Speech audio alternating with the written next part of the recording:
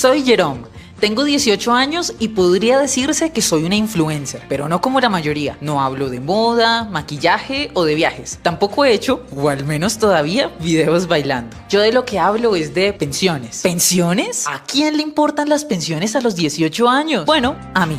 Tengo una obsesión, explicarle a los jóvenes de mi generación que estamos viviendo una tragedia sobre la que nadie quiere contarles, el saqueo de nuestro ahorro por parte de los enemigos de la libertad. A sostener la ley de la reforma pensional. Pero mis videos no se han quedado solo en las redes, me han llevado a la televisión, a dar un discurso en el Congreso e incluso a presentar una demanda ante la Corte Constitucional. Y también me llevaron a un viaje. Yo necesitaba entender qué ha pasado en otros países de América Latina, necesitaba entender por qué permitimos que nos quitaran nuestros ahorros y nos robaran nuestro futuro. Acompáñenme en este viaje por Latinoamérica para entender por qué a mí y a mi generación nos dejaron sin permiso para envejecer. Está con nosotros Jerome Sanabria, la protagonista de este documental que es un verdadero hit en las redes sociales, Sin Permiso para Envejecer, el documental de Jerome Sanabria que está en su canal No Con Mi Ahorro. Por favor, suscríbanse también al canal de Jerome, No Con Mi Ahorro. Ahí está, escríbanlo así en YouTube y ahí ustedes pueden entrar a su canal. Jerome, bienvenida a Por la Derecha, gracias por atendernos.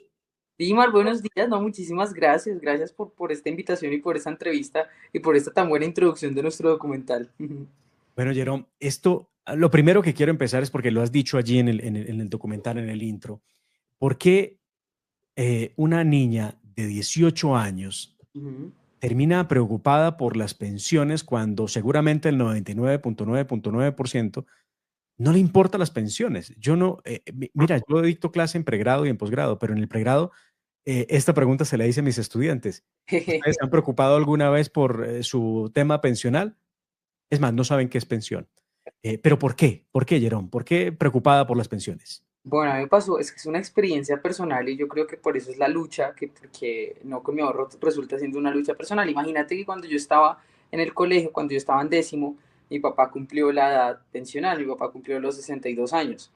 Y mi papá, pues en realidad él no había cotizado muchos años, tenía un poquito más de 400 semanas porque él trabajó mucho tiempo de su vida de forma informal. Entonces, pues en realidad no se iba a pensionar. Al final no sabía él dónde había ahorrado, cotizado para su pensión y descubrimos que estaba en Colfondos, gracias a Dios, ya vas a ver por qué, gracias a Dios, porque como estaba en Colfondos, a él le correspondía entonces algo que se llama devolución de saldos. Y entonces tal cual le dieron la devolución de sus saldos, que no es solamente lo que él aportó, sino también todos los rendimientos que ganó durante toda su vida laboral, o sea, una cantidad, 40 años. Rendimientos por 40 años. Ese saldo en total fueron 112 millones, que aunque pueda parecer un valor pequeño, para 400 semanas me parece a mí un muy buen valor. Se nota que hubo muy buenos rendimientos. Y con esos 112 millones mi papá solucionó la preocupación más grande que yo tenía en ese momento, y es que cuando yo entrara a la universidad, mi sueño era entrar a estudiar al Rosario. Y pues yo vivo aquí en Estrato 2, San Cristóbal Sur, mi colegio, la matrícula valía entre 300 y 400 mil pesos, pasar de pagar 300 mil a pagar 15 millones, que era lo que en ese momento costaba el Rosario, pues era imposible para mis papás. Entonces mi papá dijo, con esta plata paguemos el primer semestre de la universidad, que al final terminó costando como 13, 14 millones ese primer semestre, con unos descuentos que hicieron. Y yo pude entrar a estudiar a la Universidad del Rosario, gracias a esa devolución de saldos de mi papá. Y ahí fue que me puse a estudiar entonces qué era eso de devolución de saldos, para qué funcionaba. Y cuando yo entendí que con la reforma pensional eso se eliminaba, pues ya dije, uy, esto es una batalla personal para mí. Y ahí empezó todo, es decir, cuando estaba en décimo. Pero empecé a estudiarlo a fondo en 11. Este camino de hacerle frente a la reforma pensional de Gustavo Petro la ha llevado a tener que enfrentarse a los defensores de Petro, ¿no? Porque los hay por montones, que creen que nada de esto es cierto. Es más, he visto críticas que indican cómo una niña de 18 años puede saber más que no sé quién que se reputa abogado laboralista y defiende la reforma de Gustavo Petro. ¿Qué les contesta, Jerome, a esas personas que, además muchos de ellos muy misóginos, ¿no? Que creen que una mujer no tiene la capacidad a los 18 años de poder tratar temas de tanto fondo como la reforma pensional? Sí, pues en primer lugar eso, que son comentarios de los progresistas profundamente misóginos, profundamente despectivos, digamos, porque me critican a mí por mi edad, por ser mujer, además por venir de estratos y estar en contra de Petro, etcétera. Lo que yo siempre digo ahí, Dimar, es que yo me le salí del libreto, porque el libreto que ellos tienen armado para los jóvenes, mujeres, pobres y clase media es que sean de izquierda. Y yo soy joven, mujer, clase media y para nada que soy de izquierda, yo soy libertaria, entonces pues por supuesto que me le salí del libreto y eso yo sé que les molesta, les incomoda. ¿Qué les digo yo? ¿Qué les respondo además de eso? Pues principalmente que no hace falta uno tener millones de títulos y millones de experiencia laboral en temas, por ejemplo, laborales para entender que la reforma pensional es una estafa. Y si no me creen a mí, pregúntenle a un señor que todos, que absolutamente todas las personas conocemos que no vaya a alcanzar las semanas. Esa persona que esperaba recibir su evolución de saldos ya no la va a recibir. ¿Eso no les parece una estafa? Y si nuevamente no me creen, yo los invitaría a remitirse al artículo 18 de la ley 2381 de la reforma pensional, en donde dice explícitamente que a esas personas se les da es una renta vitalicia, no una devolución de saldos. Entonces, si nada más leyendo por encimita la reforma pensional se puede entender perfectamente que estafa a un grupo de colombianos, pues yo creo que ya no hace falta tener más títulos para saberlo. La experiencia que recibiste para poder armar el documental Sin Permiso para Envejecer está marcada por la visita a distintos países donde viste lo que hicieron con el sistema pensional. Uno de esos países, la Argentina. Háblame un poco de ese recorrido por Latinoamérica para recoger experiencias, recoger vivencias de lo que pasó con los sistemas pensionales que terminaron en el desastre que hoy propone Gustavo Petro. Bueno, además lo que sucedió es que en este documental nosotros queríamos justamente mostrar qué era lo que sucedía en los países de América Latina en los que habían aplicado reformas pensionales o que tenían sistemas pensionales muy similares al que impone la reforma pensional. Entonces lo que hicimos básicamente fue en primer lugar viajar a Argentina y en Argentina lo que mostramos es cómo el gobierno de Cristina Fernández de Kirchner, que ahorita está condenada, cómo el gobierno de ella en 2008 hizo una reforma pensional muy similar a la de Gustavo Petro que expropiaba el ahorro de los argentinos. Lo que ella hizo en ese momento fue cerrar de ipso facto los fondos de pensiones, como si mañana Gustavo Petro dijera que se cierra por venir, Colfondos, etc. Y cogió esa plata y la metió al Colpensiones de allá, al sistema público de allá. El problema es que todo el mundo dice, no, pero es que Petro no hizo eso. Pero igual cuando nosotros cumplamos nuestra edad pensional, en ese momento nuestra plata que está en nuestro fondo privado, en nuestra alcancía, pues esa plata se va a Colpensiones, o sea, igual la expropia. Que no la expropia en este momento, sino cuando cada quien cumpla su edad pensional es otra cosa, pero es lo mismo. Y hoy esa reforma pensional tiene entonces a los afiliados argentinos, a los jubilados viviendo sin un solo peso. Porque entonces, además lo que hizo Cristina fue poner a, creo que 3 millones de personas a recibir pensión, gente que nunca había aportado nada, recibiendo pensión. Igual, es el mismo esquema de Petro con el Exactamente. bono pensional. 3 millones de personas recibiendo una renta. Tal cual, y entonces esas personas hoy están ofendidísimas con Javier Milei porque les quitaron su pensión, pero es que ellos en realidad nunca aportaron. Ellos estaban recibiendo pensión, era de la plata de los otros aportantes, como este señor que se llama Ariel, que es uno de los aportantes que aportó durante toda su vida y hoy recibe una pensión mínima, que ni siquiera, como nos contaba bien el documental, ni siquiera le alcanza para comer con su señora, y por eso tiene que trabajar en Uber y en Didi. Esa es la miseria a la que Petro nos quiere llevar, a que tengamos que trabajar durante nuestra vejez, así hayamos cotizado toda nuestra vida porque se robó el ahorro. Y además de Argentina nos fuimos a otros 2 países, en realidad documentamos Perú, Venezuela y Colombia también. Y en Perú, el caso de Perú es muy diferente porque el sistema de Perú era muy similar a lo que nosotros teníamos con la ley 100, sistemas paralelos, eran casi que idénticos. Y allí, en la pandemia, a los peruanos les habilitaron la opción de retirar porcentajes de sus fondos. Eso aquí en Colombia no ha sucedido. A mí me parece que es una buena idea. ¿Por qué? Porque los peruanos terminaron retirando porcentajes de sus fondos con miedo a que políticos como su presidente en ese momento, Pedro Castillo, o pues como políticos latinoamericanos como Gustavo Petro, pues se lo fueran a robar. Entonces, Dimar, si tú a mí me preguntas, si a mí me dieran la opción o a un afiliado le dieran la opción de retirar su plata para evitar que Gustavo Petro se la robe, adelante, adelante. Es Y que eso mire, fue... Jerome, una cosa que es importante entenderla.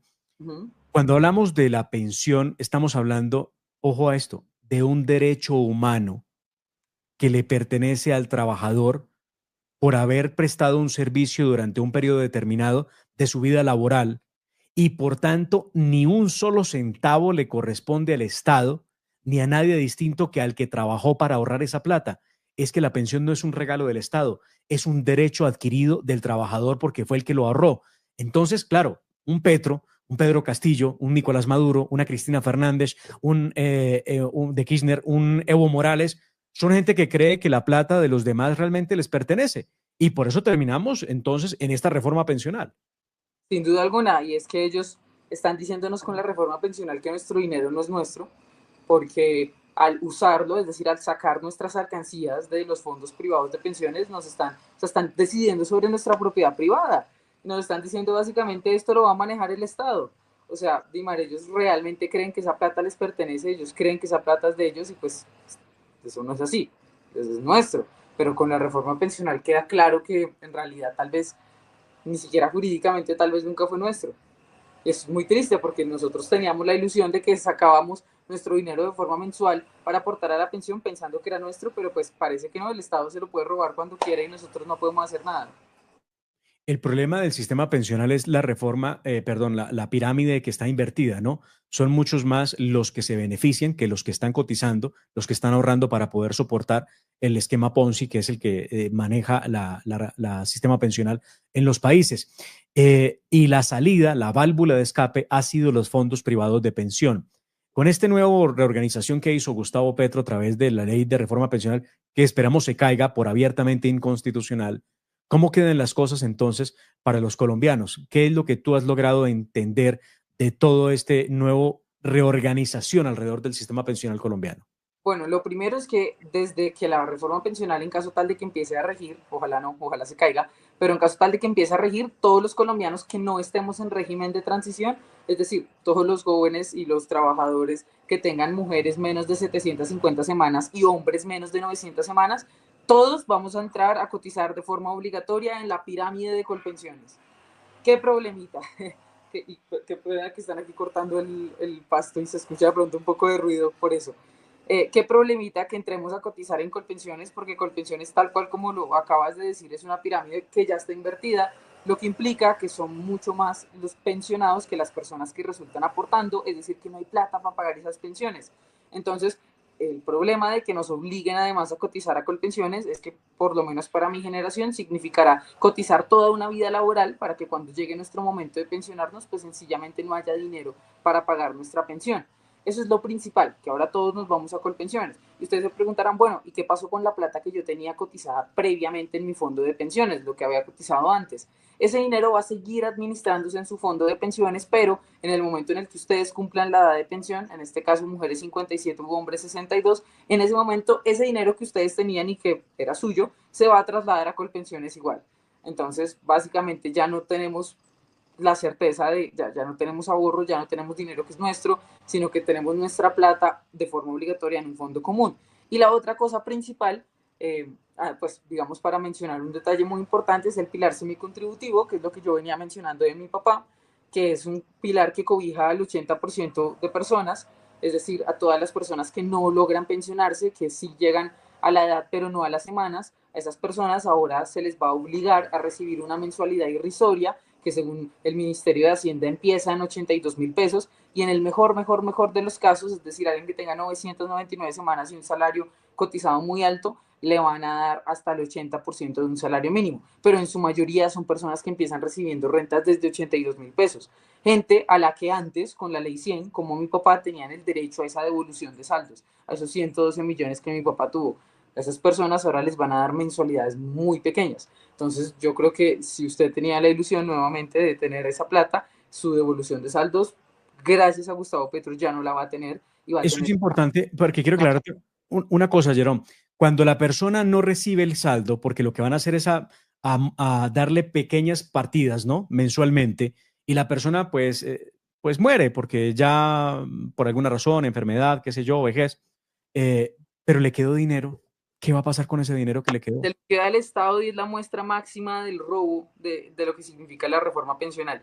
Yo envié un derecho de petición al Ministerio del Trabajo preguntándoles justamente eso, qué pasa cuando el afiliado fallece, y lo que nos respondieron es que ese dinero, digamos, mi papá que tenía 112 millones, digamos que le den una mensualidad de 100.000, para poner el ejemplo, y muere al año de estarla recibiendo. Recibió 1.200.000. ¿Qué pasan con esos ciento y pico de millones, 110 millones que no recibió? ¿Se lo devuelven a sus hijos? No. ¿Se lo devuelven a su esposa? No, se lo queda el Estado. ¿Y a dónde va a parar? Al Fondo de Solidaridad Pensional.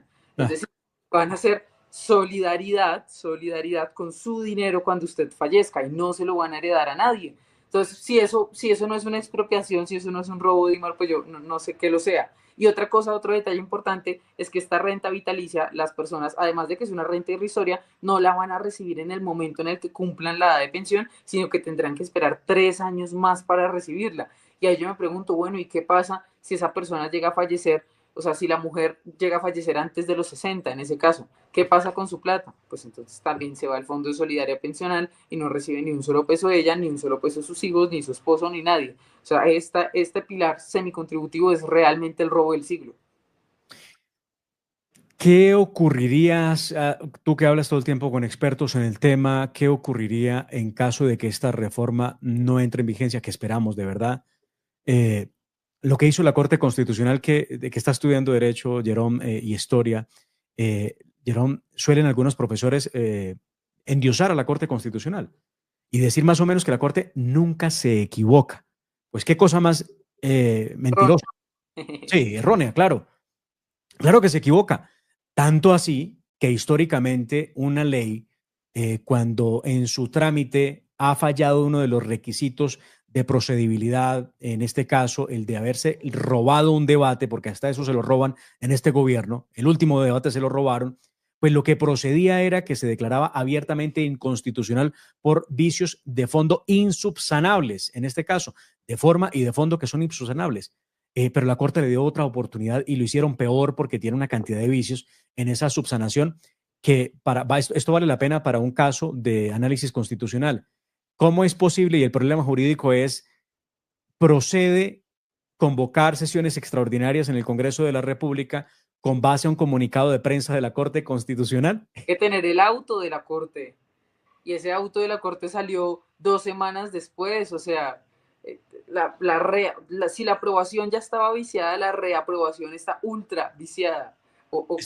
Está muerta la famosa reforma, pero supongamos que... Pero está muerta para una persona racional de derecho.